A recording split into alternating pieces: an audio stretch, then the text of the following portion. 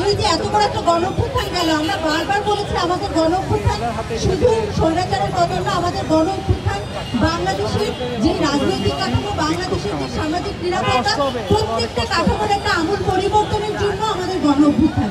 কিন্তু আমাদের অভ্যুত্থানের এই 6 মাস পরে এসে দেখা যাচ্ছে শুধুমাত্র রাজনৈতিক একটা কাঠামোর পরিবর্তন হয়েছে, কিন্তু যে নিরাপত্তা ইস্যু নারীরা আগে ফেস করেছে এখনো তাদের সেই একই নিরাপত্তা ইস্যু ফেস করতে হচ্ছে, কিন্তু কোনো ধরনের কার্যকর পদক্ষেপ নেওয়া হচ্ছে না। আমাদের বারবার মনে হয়েছিল যখন জুলাই আমরা আন্দোলনে নেমেছি, আমরা মিছিলের সামনে থেকেছি, আমরা হলে তালা ভেঙে রাস্তায় বের হয়েছি, আমাদের নারী শহীদ হয়েছে, কিন্তু আমাদের জন্য একটা সুইটেবল পরিবেশ আমরা এখনো পাই নাই। আপনারা দেখবেন যে গত এই যে 72 ঘন্টায় কতগুলো ধর্ষণের ঘটনা ঘটেছে। এই যে ধর্ষণের ঘটনা দেখি বারবার মনে হয় আসলে রাষ্ট্র কাদের জন্য কাজ করে, আমাদের জন্য তো কাজ করে না ফর শিওর। কারণ যদি আমাদের জন্য কাজ করতো আমাদের এখানে দাঁড়িয়ে এভাবে চিৎকার করে বলতে হতো না আমাদের নিরাপত্তা দিন।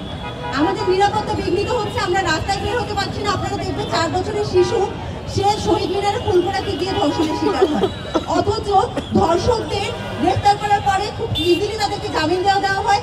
কোনো ধরনের আমরা কার্যকর ব্যবস্থা দেখি না। কয়টা ধর্ষণের বিচার হতে দেখি, এখনো পর্যন্ত চাক্ষুষালী কোনো বিচার হতে দেখি নাই।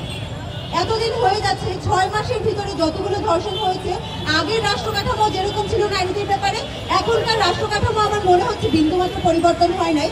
যদি পরিবর্তন হতো আমার এখানে দাঁড়িয়ে গলা ফাটিয়ে চিৎকার করতে হতো না যে আমাদের নিরাপত্তা দেন, ধর্ষকদের শাস্তি দেন। ধর্ষকদের যে শাস্তি দিতে হবে এটা রাষ্ট্র কাঠামোকে বারবার যখন মনে করিয়ে দিতে হয় তখন আমাদের এটাই মনে হয় যে এই ব্যর্থতার দায় আমরা যে আন্দোলন করে যে সরকারকে বসিয়েছি এই সরকার কোনোভাবেই এড়াতে পারে না। আমাদের যে স্বরাষ্ট্র উপদেষ্টা আছেন উনি গতকাল রাত 3টার সময় সংবাদ সম্মেলন করে বলেছেন যে আইন শৃঙ্খলা পরিস্থিতির উন্নতি হবে। আমরা আশা রাখতে চাই, আসলে এত হতাশা, নারীদের সামনে এত বাধা, তারপরে আমরা আশা রাখতে চাই যে আইন শৃঙ্খলা পরিস্থিতির উন্নতি হোক, আমরা একটু নিরাপদে যেন রাস্তায় চলাফেরা করতে পারি, ধর্ষকের বিচার চেয়ে যেন আমাদের গলা ফাটাতে না হয়।